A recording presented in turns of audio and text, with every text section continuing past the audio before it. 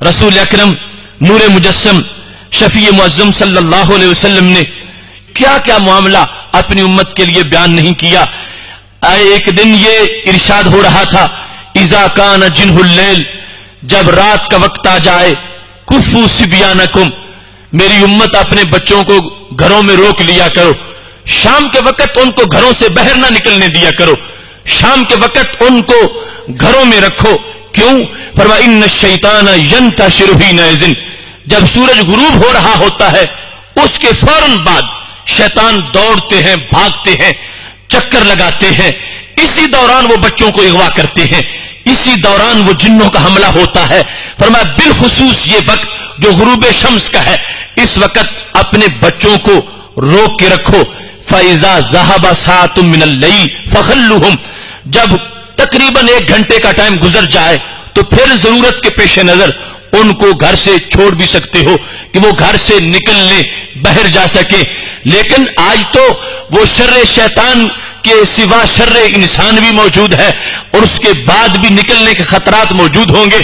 لیکن رسول اکرم صلی اللہ علیہ وسلم کی حکمت کا یہ حصہ بڑا قابل غور ہے اور ہر حصہ ہی قابل غور ہوتا ہے کہ شام کا وقت جب غروب شمس ہو رہا ہے وہ بالخصوص شیطانوں کے دوڑنے کا وقت ہے اور اس وقت وہ دھکے دیتے پھر رہے ہوتے ہیں، آگے پیچھے جھپٹ رہے ہوتے ہیں. اپنی اولاد کی بالخصوص اس وقت حفاظت کرنی چاہیے. اور جب کچھ حصہ غروب شمس کے بعد گزر جائے، رات چھا جائے اچھی طرح، تو اس کے بعد اگر کسی کو مجبوری ہے تو ضرورت کے پیش نظر وہ باہر نکل سکتا ہے. اور شام کے آداب کو بیان کرتے ہوئے میرے محبوب علیہ السلام فرمانے لگے اغلق الابواب، اسلامی ماحول یہ ہے کہ شام ہوتے ہی دروازے بند کر دو، دروازے کھلے نہ رکھو، دروازے بند کرو. واذکروا اسم اللہ علیہ، بسم اللہ پڑھتے ہوئے دروازے بند کرتے جاؤ. اور کوئی کھڑکی بھی کھلی نہ رہنے دو، کوئی دروازہ بھی کھلا نہ رہنے دو. یہاں تک فرما دیا اگر تمہارے اس دروازے میں کیواڑ نہیں ہے، تاک موجود نہیں ہے، تو میرے محبوب علیہ السلام فرمانے لگے ایک چھڑی ہی کھڑی کر دو، ایک دھاگا ہی باندھ دو، شریعت کا اتنا ہی پہرا کافی ہے. فرمایا جس گھر کا دروازہ بند ہوگا کبھی بھی شیطان بند دروازے کو نہیں کھولے گا. ان الشیطان لا یفتح بابا مغلقا، جس کو بند کر دیا گیا ہے، حالانکہ کتنا پاورفل شیطان ہے اور کس قدر ضدی ہے، سرکش ہے، لیکن یہ پابندیاں جو شریعت نے لگا رکھی ہیں ان سے آگے جانے کی اس کی مجال نہیں ہے. جب شریعت کا حکم مانتے ہوئے بسم اللہ پڑھ کے آپ نے دروازہ بند کر دیا، اب وہ اندر داخل نہیں ہو سکے گا، صرف لکڑی کھڑی کر دی. وہ جو شیطان جس کو اتنی مہارت ہے اور اتنا کنٹرول ہے کہ وہ بندے کے خون میں بھی شامل ہو سکتا ہے اور خون میں مل کر بندے کے اندر وہ پورے رگوں کے اندر اس کا دوران ہوتا ہے، یہ شریعت مطہرہ کے پہرے ہیں. اللہ نے اتنا اس شریعت کو اتنی زبردست طاقت دے رکھی ہے.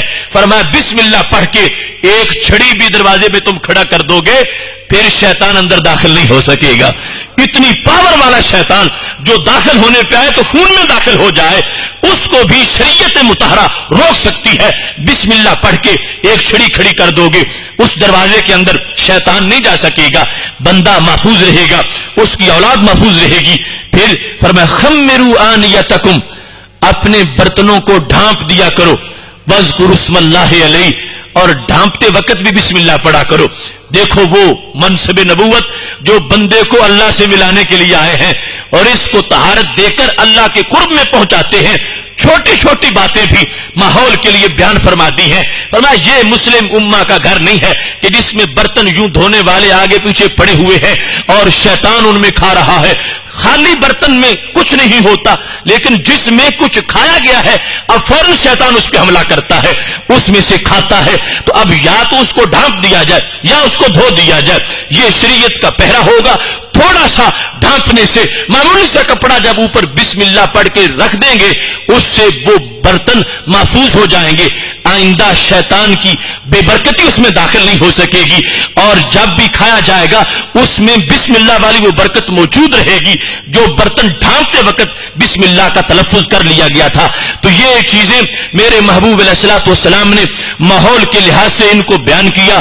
اور پھر بالخصوص گھر کے اندر زیادہ ذمہ داری ماحول کی یہ اس گھر کی مستورہ کے ذمے ہے، خاتون خانہ کے ذمے میرے محبوب علیہ الصلوۃ والسلام نے یہ ڈیوٹی لگا دی ہے۔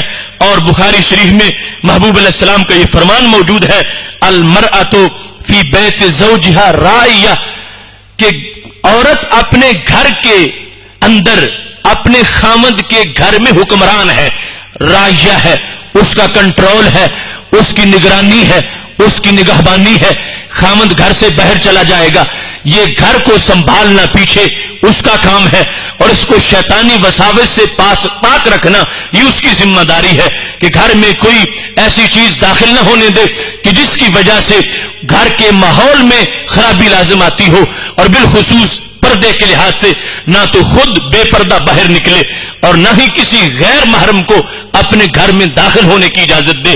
یہ آج جو ہمارے ماحول بنے ہوئے ہیں کہ خامند کے دوست بھی گھر میں کھلے آ رہے ہیں اور جا رہے ہیں اور غیر محرم آ رہے ہیں اور سارا معاملہ ایسا ہو رہا ہے، میرے محبوب علیہ الصلوۃ والسلام نے اس کو اسلامی ماحول کے لیے زہر قاتل قرار دیا ہے کہ اس کی وجہ سے تمام روحانیت جو گھر کی ہے وہ تہہ بالا ہو جائے گی۔ جس وقت پابندی پردے کے لحاظ سے ہوگی اس میں اتنی برکتیں آ جائیں گی کہ گھر کے اندر رہتے ہوئے بندہ اگرچہ بظاہر کسی بندگی میں مصروف نہیں، اللہ ہر سانس میں اس کو بندگی کا ثواب عطا فرمائے گا۔